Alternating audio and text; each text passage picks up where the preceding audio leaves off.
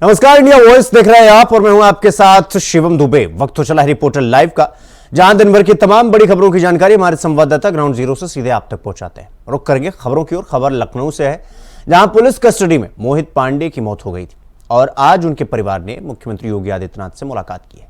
क्या कुछ बातचीत हुई मुख्यमंत्री से मुलाकात के दौरान, बता रहे हमारे सहयोगी आसिफ बेग।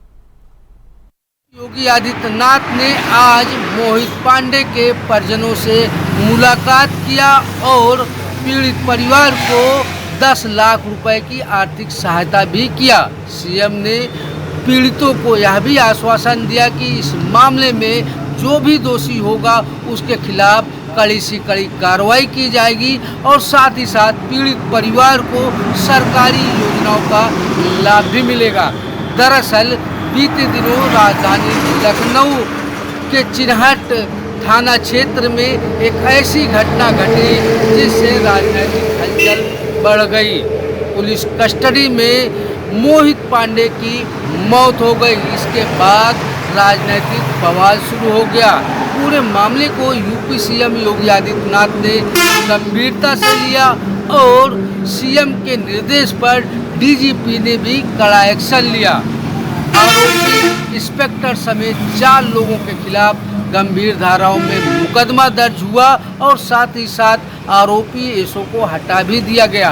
आज मोहित पांडे के परिजनों ने सीएम योगी आदित्यनाथ से मुलाकात किया। सीएम योगी आदित्यनाथ ने उन्हें 10 लाख रुपए की आर्थिक सहायता दिया और साथ ही साथ यह भी आश्वासन दिया कि पीड़ित परिवार के साथ हर संभव मदद की जाएगी।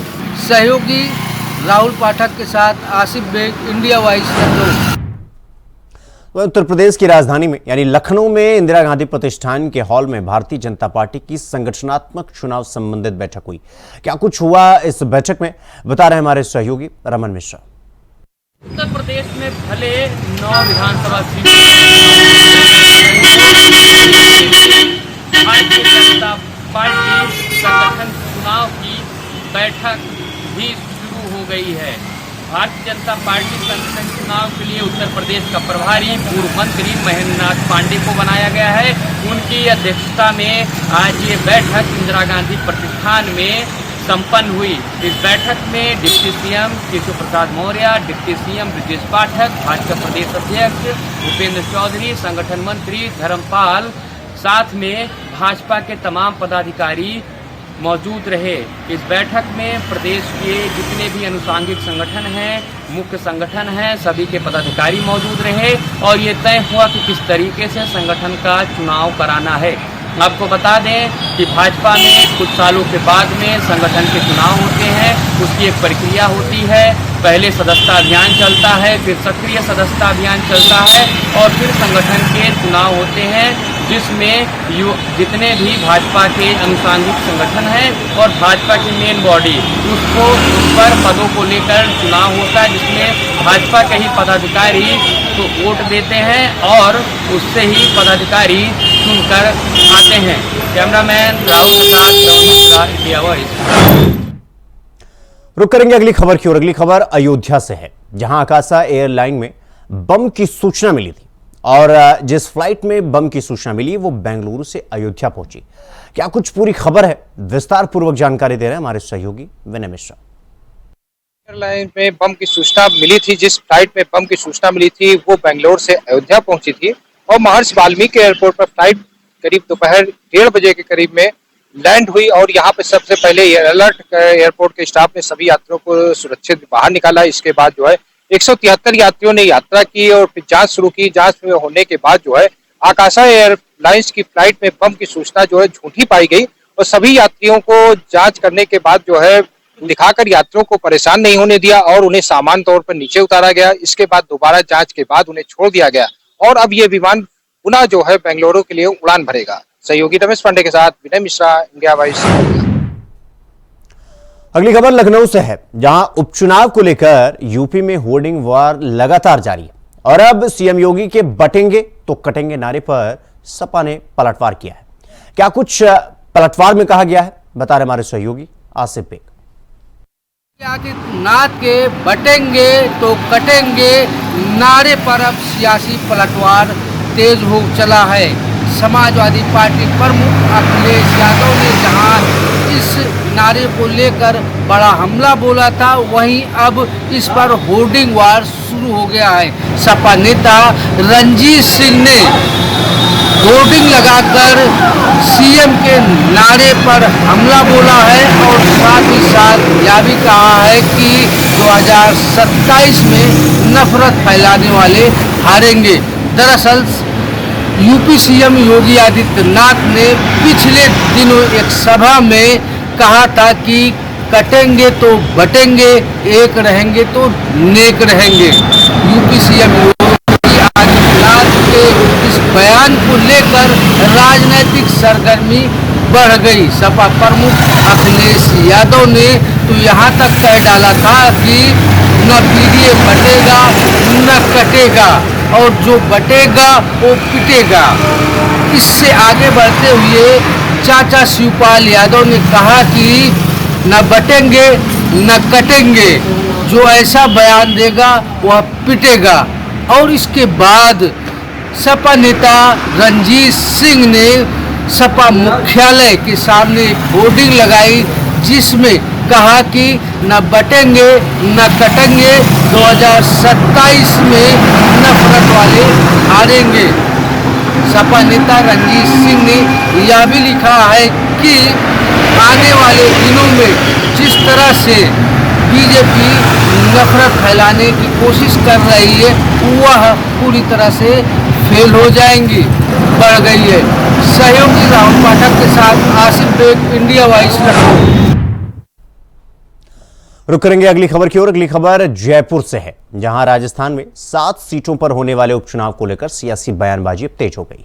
सभी राजनीतिक पार्टियों ने अपने अपने दावेदारों को चुनावी मैदान में उतार दिया है। इस खबर पर विस्तार पूर्वक जानकारी दे रहे हैं हमारे सहयोगी कुलदीप। भारतीय जनता पार्टी में प्रदेश कार्यालय में हुई कार्यशाला का आज समापन हुआ है। कार्यशाला की अध्यक्षता पार्टी प्रदेशाध्यक्ष मदन राठौड़ ने की, जहां पर कार्यकर्ताओं को संगठन और पार्टी को मजबूत करने को लेकर मंत्र दिया। इस बीच मुख्यमंत्री भजनलाल शर्मा भी पार्टी मुख्यालय पहुंचे, जहां पर उन्होंने कार्यकर्ताओं से वार्ता करके मदन राठौड़ के साथ चुनावी मुद्दों को लेकर चर्चा की। हालांकि राजस्थान में 7 सीटों पर उपचुनाव होने जा रहे हैं, जिसे लेकर मुख्यमंत्री और खुद प्रदेशाध्यक्ष मदन राठौड़ पार्टी और संगठन को मजबूत करने के साथ साथ इन 7 सीटों पर विजय दिलाने की कोशिश में जुटे हुए हैं। दिवाली बाद पार्टी और कार्यकर्ताओं को बताया गया है कि चुनावी प्रचार प्रसार और कार्यक्रम को लेकर तमाम कार्यकर्ता फील्ड में उतरे और 7 विधानसभा सीटों पर बीजेपी की जीत को सुनिश्चित करने की पार्टी की ओर से अपील की गई है। हालांकि कार्यकर्ताओं में एक जोश हरियाणा जीत के बाद काफी नजर आया है, जिसका असर आज कार्यकर्ता जो कार्यशाला में नजर आए उनमें साफ तौर पर देखने को मिला। हालांकि मुख्यमंत्री ने साफ कर दिया है कि इन उपचुनावों में पार्टी के कार्यकर्ताओं की जीत का श्रेय रहेगा, जिसे लेकर अब 7 सीटों पर चुनावी रण में मुख्यमंत्री समेत पूरे राजस्थान भाजपा उतर चुकी है। कैमरा पर्सन अभिजीत के साथ मैं कुलदीप, इंडिया वॉइस, जयपुर। तो वहीं अगली खबर बहराइच से है, जहां बीते 13 अक्टूबर को जिले के महाराजगंज कस्बे में हुई गोलीबारी में रेहुआ मंसूर निवासी युवक राम गोपाल मिश्र की हत्या के मामले में हरदी पुलिस द्वारा 2 आरोपियों को गिरफ्तार किया गया है। कौन कौन से हैं ये 2 आरोपी, बता रहे हमारे सहयोगी कुंवर दिवाकर। महाराजगंज बहराइच जनपद में हुई घटना को लेकर पूरे जिला में आग तरह फैल चुकी थी, जिसमें एक की मौत हो गई थी राम गोपाल मिश्रा की। उसके बाद जो है हवा आग तरफ फैल गई, काफ़ी जगह उपद्रव हुआ। पुलिस प्रशासन सक्रिय से भूमिका निभाया, जिसमें पूरा मामला काबू हो गया। विधायक सुरेश्वर सिंह महासी जो है पूरे मामले में विशेष रोल निभाए। इसके बाद अब गिरफ्तारियां चल रही हैं, जिसमें अब तक जो है 119 लोगों की गिरफ्तारी हो चुकी है। इसमें हिंदू पक्ष भी हैं, मुसलमान पक्ष भी हैं, दोनों पक्ष भी हैं। काफ़ी जो है गिरफ्तारी पर चर्चा भी हुई, जिसमें वो मुस्लिम पक्ष का और हिंदू पक्ष का भी विरोध हुआ है, जिसको लेकर 23 लोगों को नोटिस दिया गया था, जिसमें जो है हाई कोर्ट ने रोक लगा दिया 15 दिन का, जिसमें जो बुलडोजर नहीं चल पाया। प्रशासन पुलिस लगातार सक्रिय है। मामला जो है पूरे जनपद में शांति प्रिय चल रहा है। जिलाधिकारी मोनिका रानी, पुलिस बिंदा शुक्ला कि लगातार इस पर नज़र चल रही है और कहीं किसी प्रकार कोई घटना का जो है उस तरह का मामला नहीं है। पूरे शांति फैल रहा है। पुलिस प्रशासन लगातार सक्रिय, पीएससी तैनात। महाराज की घटना लेकर पूरे प्रदेश में जो हाहाकार मच गया था, अब जो है मामला शांत है। लगातार पुलिस की गिरफ्तारी चल रही है। इसमें जो है बौनी थाना से सूरज कुमार और जो है थाना हरदी थाना से कामत संघ चतुर्वेदी, एसपी बंदरा शुक्ला नेतृत्व में इसमें लगातार काम कर रहे हैं। कई लोगों की गिरफ्तारी कर चुकी है। लगातार जो है सक्रिय पुलिस प्रशासन है। Kunwar Diwakar Singh, India Voice, Bahraich, UP. तो रिपोर्टर लाइव में रुकेंगे एक छोटे से ब्रेक के लिए। खबरों का सिलसिला जारी है, फौरन लौट रहे हैं। तो ब्रेक के बाद एक बार फिर आप सबका स्वागत है मेरे साथ। रुक करेंगे अगली खबर की ओर। 3 वर्षों से धोखाधड़ी के कई मुकदमों में फरार चल रहे 2 सगे भाइयों को उत्तराखंड एसटीएफ की टीम ने दिल्ली से गिरफ्तार किया है। कैसे हुई है गिरफ्तारी और पूरा मामला क्या है, विस्तार पूर्वक बता रहे हैं हमारे सहयोगी धनराज गर्ग। एसटीएफ को एक बड़ी कामयाबी हाथ लगी है, जहां पर 2 सगे भाइयों को एसटीएफ ने गिरफ्तार किया है। और आपको बताते चले कि दोनों ही भाई कहीं ना कहीं 3 साल से फरार चल रहे थे। और आपको ये भी बता दें कि दोनों भाई कहीं ना कहीं ठगी का काम करते थे। लोगों को नौकरी दिलाने के नाम पर झांसा देते थे और उनसे लगभग अलग अलग लोगों से 25 करोड़ रुपए के लगभग की जो ठगी है वो इन दोनों भाइयों के द्वारा की गई थी। लेकिन लगातार कहीं ना कहीं भेष बदलकर अन्य राज्यों में रहते थे। और अब एसटीएफ को एक बड़ी कामयाबी हाथ लगी है कि दिल्ली से इन दोनों भाइयों को गिरफ्तार किया गया है। और वहीं आपको ये भी बता दें कि दोनों ही भाइयों पर कहीं ना कहीं कुल मिलाकर 35,000 रुपए इनाम भी पुलिस के द्वारा घोषित किया गया था। और दोनों भाइयों को एसटीएफ ने आज गिरफ्तार कर लिया है। और इसके साथ ही देखिएगा कि लगातार उत्तराखंड के अंदर जिस तरीके से देखा जाए कि ऑनलाइन ठगी के मामले हों या फिर मैनुअल ठगी के मामले हों, लगातार बढ़ते हुए नजर आ रहे हैं। उसको देखते हुए कहीं ना कहीं एसटीएफ लगातार कार्रवाई भी कर रही है। और एसटीएफ की तरफ से लगातार अपील भी की जा रही है कि जनता से अपील की गई है कि इस तरह के लोगों के बहकावे में ना आए और ऑनलाइन कोई लिंक आपके पास आए उसको ना खोलें। बिना जानकारी के उसको खोलना कहीं ना कहीं आपके लिए एक तरीके से कहा जा सकता है कि हानिकारक हो सकता है, क्योंकि आपकी अकाउंट की जो पूरी डिटेल है वो ठगों के पास चली जाती है और ठग कहीं ना कहीं उसके द्वारा ठगी करते हैं। इन लोगों से बचने के लिए लगातार एसटीएफ अपील भी करता हुआ नजर आता है। India voice, Dhanraj Garg, Dehradun. अगली खबर दिल्ली से है, जहां कांग्रेस की न्याय यात्रा शुरू होने जा रही है। और कब से शुरू होगी यह न्याय यात्रा, बता रहे हमारे सहयोगी अजय चौहान। दिल्ली प्रदेश अध्यक्ष देवेंद्र यादव ने आज अपना पोस्टर जारी किया। बताते कि दिल्ली न्याय यात्रा को लेकर के ये आज सोशल मीडिया का प्रोग्राम लगाया। बताया कि दिल्ली के अंदर जिसकी समस्या है, आम आदमी पार्टी के आने के बाद जिस तरह दिल्ली की आबो हवा, पानी की बात करें, सड़कों की बात करें, उन मुद्दों को उठाने के लिए आज एक नया पोस्टर जारी किया गया है। बताते 8 नवंबर से ये न्याय यात्रा दिल्ली के अंदर पूरी तरह से देवेंद्र यादव की अगुवाई में होने वाला है। यहाँ पर पूरे जो कांग्रेस के नेता है वो सभी अपने नेताओं को लेकर घर घर जाएंगे और लगातार कहीं ना कहीं जो आम आदमी पार्टी और बीजेपी को दोनों को इसमें घेरा गया है, क्योंकि जिस तरह से लगातार बीजेपी एमसीडी नहीं, वहीं अपना आम आदमी पार्टी लगातार कहने का विधायक बने हुए हैं, उनकी सरकार है। लेकिन लगातार सवाल ये है कि आखिरकार दिल्ली को क्यों किस तरह से चैम्बर बना रखा है। ऐसे में देखना होगा कि आखिरकार दिल्ली अब के अंदर कांग्रेस है वो क्या लाने वाली है, क्या क्योंकि सरकार पहले रही तो, लेकिन लोगों का जो विकास है, जो दिल्ली के मुद्दे हैं, सड़कों का मुद्दा है, कई ऐसे मुद्दे हैं जो उन्होंने सामने रखे थे। दिखाते बिल्कुल लगातार पूरा दिल्ली यात्रा स्टार्टिंग होने वाली है और 8 तारीख से ये 4 फेज में स्टार्ट होगी और दिसंबर तक चलती रहेगी। दिल्ली से अजय चौहान, इंडिया वॉइस। तो वहीं देवरिया जनपद के welfare price shop dealer association Uttar Pradesh संगठन के द्वारा आज जिलाधिकारी को ज्ञापन दिया गया है और जिले में कोटेदारों को मिल रहे कमीशन बढ़ाने की मांग की गई है। क्या कुछ पूरी खबर है, विस्तार पूर्वक जानकारी दे रहे हैं हमारे सहयोगी बालेंद्र मणि त्रिपाठी। दर विक्रेताओं द्वारा खाद्यान्न एवं चीनी का लाभांश बढ़ाने एवं मानदेय दिए जाने के संबंध में कोटेदार संघ के अध्यक्ष ने जिलाधिकारी को ज्ञापन देकर अपनी मांग रखी।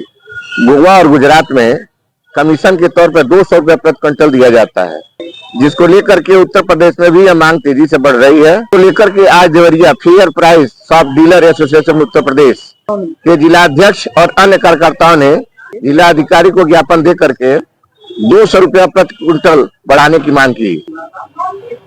वहीं दुकानदारी के लिए 20,000 रुपया प्रति क्विंटल की देनदारी की मांग की, जिसमें जिलाधिकारी ने ज्ञापन लिया और उसके बाद आश्वासन दिया कि मैं उच्च अधिकारियों से बात करके इस पर कुछ निर्णय निकाला जाएगा। देवरिया से बालेंद्र त्रिपाठी, इंडिया वाइज। वहीं जम्मू कश्मीर के अखनूर के बट्टल में आज सुबह 7 बजे 3 आतंकवादियों ने भारत के सेनाओं के ऊपर वाहनों के ऊपर गोलीबारी की और अभी तक क्या कुछ कार्रवाई की गई है इस पूरे मामले में बता रहे हमारे सहयोगी शुभम बोगल। अखनूर सेक्टर से कुछ ही दूरी पर सुबह 7 बजे के करीब एक इनकाउंटर शुरू हुआ था। आपको बताते चले तो सुबह 7 बजे के करीब जो है आतंकवादियों ने आर्मी की एम्बुलेंस पर जो है वो फायरिंग करना शुरू की थी और जिसके बाद अगर आपको बताते चले तो वहां पर एक बड़ा इनकाउंटर जो है वो छिड़ गया। लगातार वहां पे सुरक्षा बल जो थे वो वहां पर तैनात थे और सुरक्षा बलों ने इस पूरे एरिया को कॉर्डन कर लिया। कॉर्डन करने के बाद वहां पर लगातार तलाशी अभियान चलाया जा रहा था और बताया जा रहा था कि 3 आतंकी होने की आशंका लग रही थी, जिसके बाद अब जो खबर आ रही है कि हमारी सुरक्षा बलों ने तीनों आतंकवादियों को मौत के घाट उतार दिया गया है। लगातार पाकिस्तानी आतंकवादी अपना मंसूबा बनाते हैं कि जम्मू कश्मीर में बनी शांति को किस तरीके से भंग किया जाए, पर लगातार जो है पाकिस्तानी आतंकवादी जो है वो कोशिश करते हैं कि जम्मू कश्मीर में जिस तरीके की शांति बनी है उसको किस तरीके से भंग किया जाए। बड़ी अपडेट जो है वो इस वक्त अखनूर इलाके से आ रही है। यहां पर 3 आतंकवादियों को मौत के घाट उतार दिया गया है। तो जर्नलिस्ट नरेंद्र के साथ Shubham Bogle, India voice, Jammu Kashmir.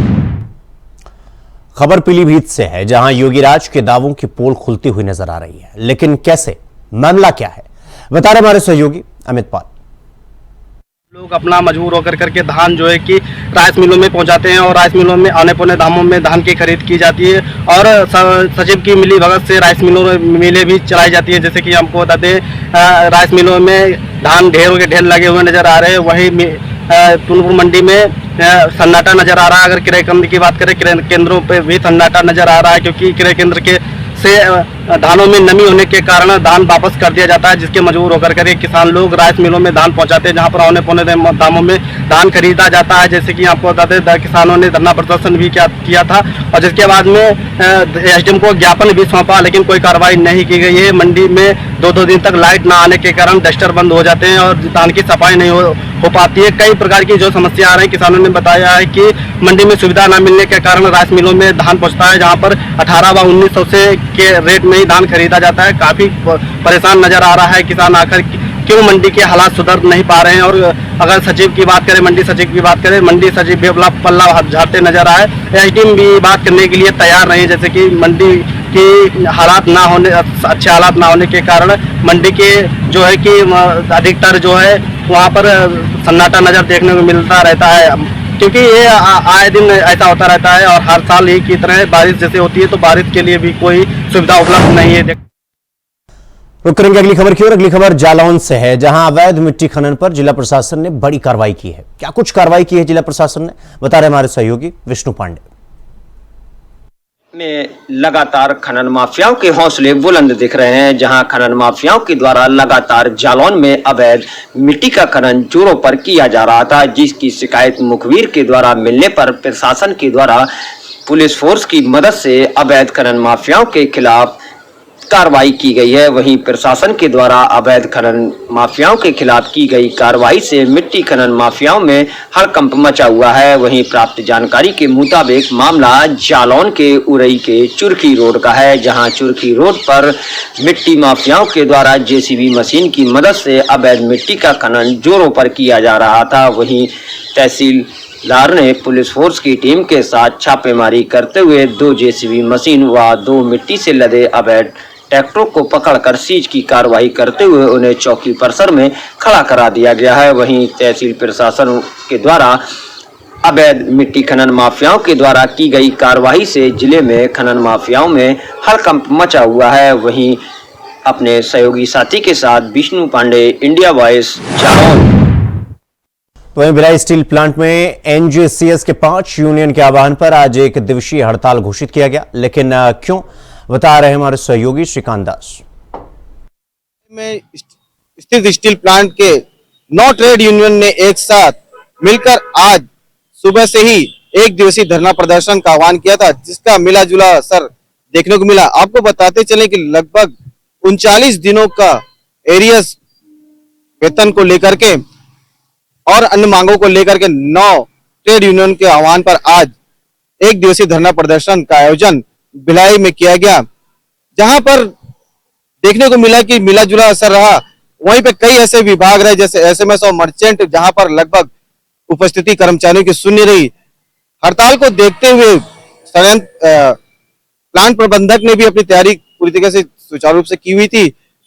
वो लगातार कल रात से ही जो भी कर्मचारी ठेका या रेगुलर कर्मचारी थे उनको रात में बुलाकर 2 पालियों में ड्यूटी करने का आदेश। अगली खबर भी भिलाई से है, जहां युवा कांग्रेस के राष्ट्रीय अध्यक्ष उदय भानु ने बलौदाबाजार हिंसा मामले में जेल में बंद विधायक देवेंद्र यादव के परिवार से मुलाकात की है। और इस खबर पर विस्तार पूर्वक जानकारी दे रहे हैं हमारे सहयोगी श्रीकांत दास। बलौदाबाजार में हुए हिंसक घटना में आगजनी घटना के दोषी के रूप में देवेंद्र यादव जेल में बंद है। कल देर शाम उनके परिवारजन से राष्ट्रीय युवा कांग्रेस के अध्यक्ष उदय भानु उनके सेक्टर 5 निवास में पहुंचे, जहां पर देवेंद्र यादव की माता पुष्पा यादव एवं उनकी पत्नी श्रुति यादव से मुलाकात कर उनसे ढाढ़स बंधाया। आपको बताते चले कि मीडिया से चर्चा के दौरान युवा कांग्रेस के अध्यक्ष उदय भानु का कहना था कि लगातार डबल इंजन की सरकार छत्तीसगढ़ और पूरे देश में है। यहाँ पर बेरोजगारी चरम पर है और ड्रग्स की समस्या दिन प्रतिदिन लगातार बढ़ती जा रही है, जिसे रोकने में डबल इंजन की सरकार कहीं न कहीं फेल हो रही है। आपको बताते चलेंगे उनका आगे कहना था कि लगातार बेरोजगारी बढ़ती जा रही है और यहाँ पे जो जनप्रतिनिधि है, जो जनता की आवाज उठाते हैं, उन्हें बीजेपी की सरकार जेल में बंद करती है। देवेंद्र यादव एक जनप्रतिनिधि है और लोकप्रिय जनप्रतिनिधि हैं, जिनसे डरकर उन्हें गलत केस में फंसाकर आज उन्हें जेल में बंद किए हैं। पूरी कांग्रेस पार्टी देवेंद्र यादव के साथ कंधे से कंधा मिलाकर खड़ी है। तो रिपोर्टर लाइव में फिलहाल आज के लिए बस इतना ही। देश और दुनिया की तमाम खबरों को देखने के लिए देखते रहिए इंडिया वॉइस। नमस्कार।